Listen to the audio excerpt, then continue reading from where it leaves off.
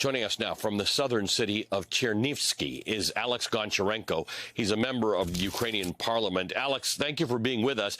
We were together on Saturday when you had first reached that area in Bucha, and you had your phone, and you were showing me a shopping mall behind you that had been destroyed. But at that point, in the middle of the day on Saturday, neither you nor I had first seen what you ended up having to experience, the bodies and the sheer destruction throughout the region.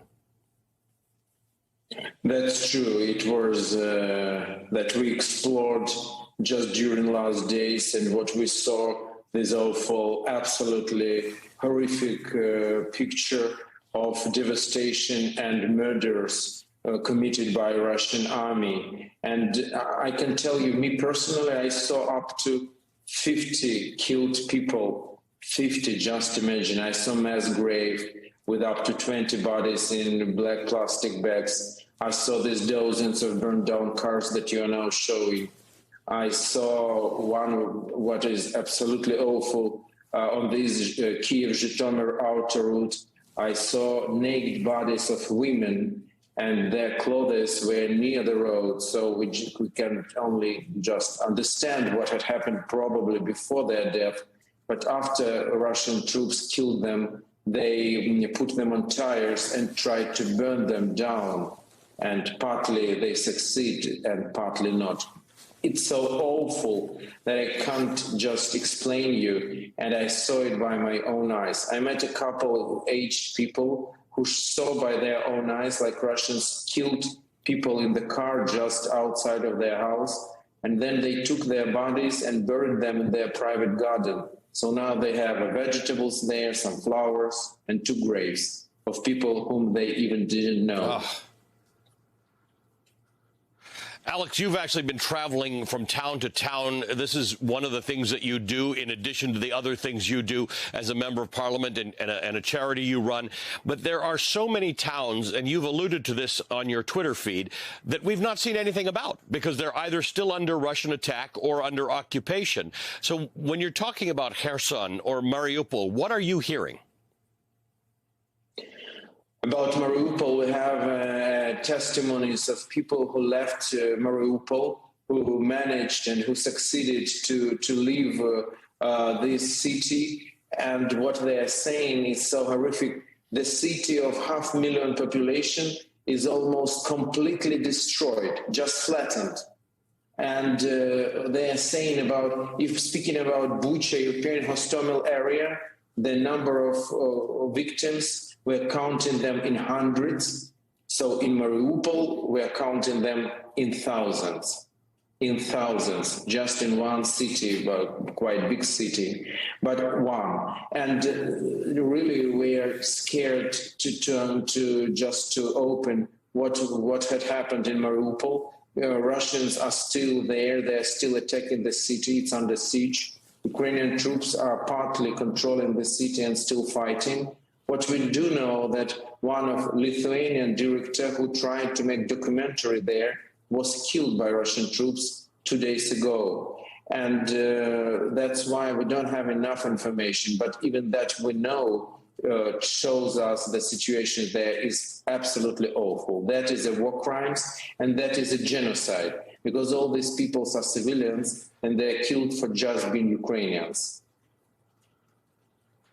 Well, let's discuss that a little bit more, because you've been out there documenting it. President Zelensky did say that the atrocities that he was there as well in Bucha and saw were evidence of genocide against Ukraine. The U.S. has said that while it's possible that genocide is being committed, it's not ready yet to make that assessment. So what do you say to those in the world who are saying, we now believe these are war crimes, we're not sure it's genocide, the deliberate annihilation and elimination and killing of people because of who they are? Unfortunately, I think that in some time they will say, yes, that's true, you are right. Like at the beginning we said that Russians will make this terror campaign, and they were making it. And also they were like, okay, maybe they are exaggerating. But now watching these pictures of devastation and killings and absolutely unhuman, barbaric behavior of Russian troops, now has any, concerns about this, and everybody understands what is going on. So I think that in some time the genocide will be proved as a genocide. Also, Ukraine is inviting International Criminal Court specialist prosecutors to Ukraine to work on this. And I think that after all work which will be done, it will be absolutely clear that Russia is committing genocide. Alex, as you know, because everybody in Ukraine has these apps about airstrikes and things, and there is information from a government official not far from where you are, close to the Moldovan border, that there have been strikes again tonight. What's the situation in southern Ukraine where you are now?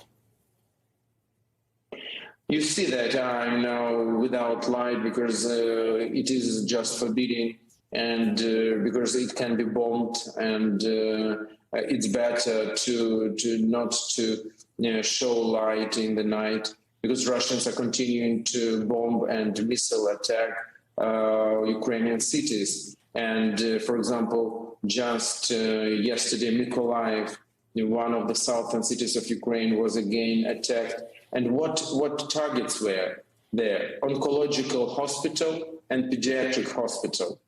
Just imagine. So again, it's not a military targets, and Russians are continuing this terror campaign throughout the whole country. That's why we so desperately need air defense and aircraft.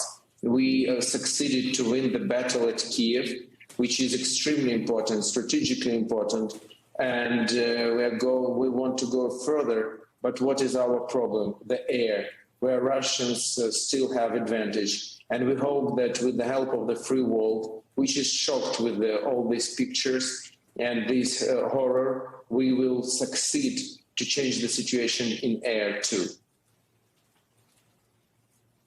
Alex, thank you for spending time with us again this evening. Alex Goncharenko is a member of the Ukrainian parliament who has been documenting the atrocities. We'll talk to you again, Alex.